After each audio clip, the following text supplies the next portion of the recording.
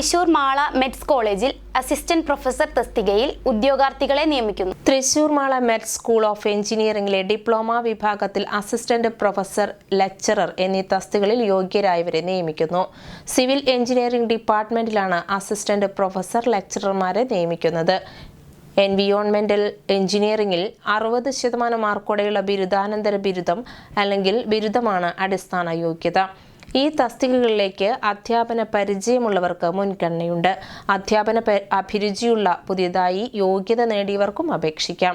അപേക്ഷിക്കാനുള്ള അവസാന തീയതി ജനുവരി 27 യോഗ്യത, പരിചയ സമ്പന്നത എന്നിവയ്ക്ക് അനുയോജ്യമായ രീതിയിൽ ആകർഷകമായ ശമ്പളം ലഭിക്കുന്നതാണ്.